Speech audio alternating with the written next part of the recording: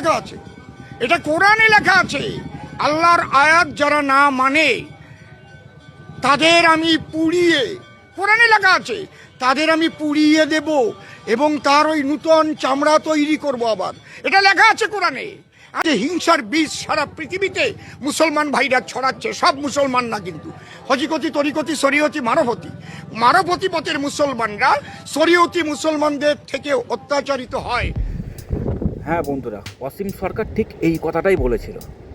আর এর উত্তরে যারা বড় বড় হুজুর আলেমা আছে, যারা অরিজিনাল কোরআন পাঠ করেছে, আমরা তো আমাদের তো নলেজ নেই, আমার তো নেই, আমি তো পড়িনি, তারা কি বলছে, তাদের বক্তব্য কি? তাহলে কি মুসলিম কি তাদের বিরুদ্ধে কেস করবে? অসীম সরকার অবশ্যই যে কথাগুলো বলছে সবই ঠিক।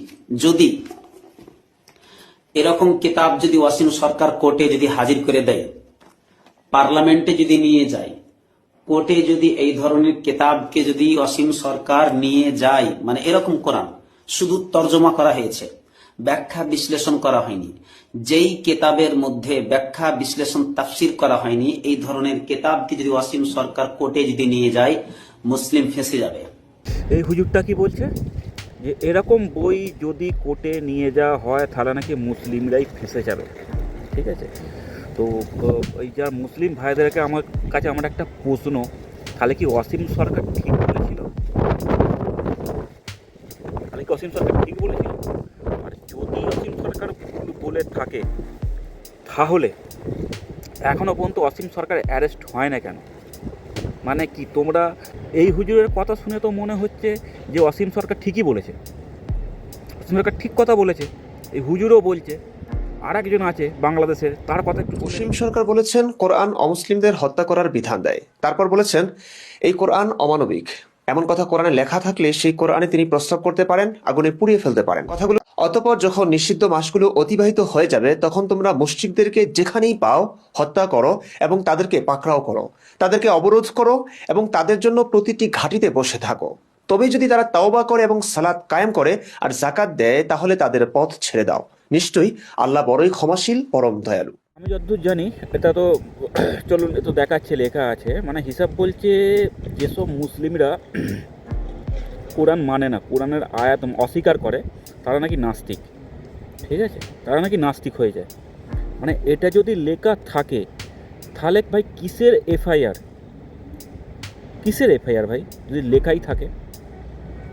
আর এরা যদি ভুল বলে থাকে, তাহলে আমি মুসলিম ভাইদের কাছে একটা প্রশ্ন করতে চাই, তোমরা এর প্রোটেস্ট করো না কেন, প্রতিবাদ করো না কেন যে না আমাদের কোরআনে লেখা নেই?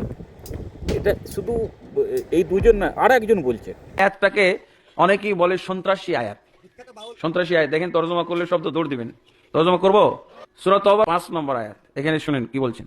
আল্লাহ তাবারক ওয়া তাআলা বলছেন, যখন হারাম মাসগুলো অতিবাহিত হয়ে যাবে। হারাম মাস চিনেন তো? কয়টা হারাম মাস? আরবিতে 12 মাসের মধ্যে 4টা হলো হারাম মাস। হারাম মানে সম্মানিত মাস। আল্লাহ কি বলছেন রাসূল সাল্লাল্লাহু আলাইহি ওয়াসাল্লামের উপরে সূরা তওবা নাজিল করে 5 নম্বর আয়াতে কি নির্দেশ দিচ্ছেন শুনেন। হারাম মাসগুলো অতিবাহিত হয়ে গেলে ফাকতুলুল মুশরিকিন, হে রাসূল আপনি আপনার মুমিন বাহিনী, মুমিন সম্প্রদায়কে অর্ডার দিয়ে দেন, তাদেরকে আদেশ দিয়ে দেন, তাদেরকে দায়িত্ব দিয়ে দেন। কি দায়িত্ব? ফাকতুলুল মুশরিকিন, মুশরিকদেরকে হত্যা করো যেখানেই পাও। যেখানে পাও বলতে কোন কোন জায়গা বাদ আর কোন কোন জায়গা বাদ না, বলেন তো? যেখানেই পাও, আল্লাহ কি বলছেন? যেখানেই পাও মুশরিকদেরকে হত্যা করো। মানে ভাই এরকম ভিডিও ইউটিউবে অসংখ্য পড়ে আছে। এবার এইগুলো যদি মিথ্যা হয়, যদি মিথ্যাই হয়, তাহলে আমি মুসলিম ভাইদের কাছে একটা প্রশ্ন করব, তোমরা এর আগে কেন প্রোটেস্ট করোনি?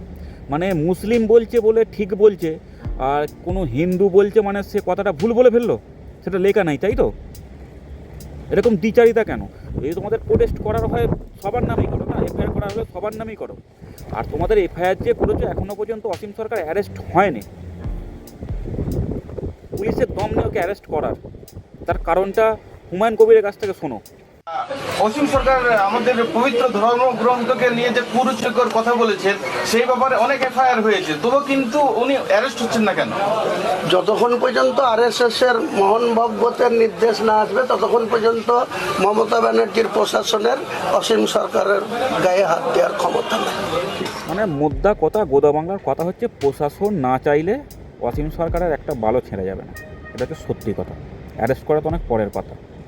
সেম কথা হচ্ছে যে গীতাকে অপমান করেছিল, গীতাকে পীরজাদা কি মেহতাব নাম, ওরেও কিছু করতে পারবে না, পুলিশ অ্যারেস্ট করবে না যতক্ষণ না প্রশাসন চাইছে।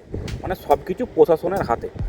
তো যেটা সত্যি সেটা মেনে নাও, যেটা সত্যি নয় সেটা নিয়ে কেস এফআইআর করো অবশ্যই। জয় হিন্দ, জয় ভারত, নমস্কার।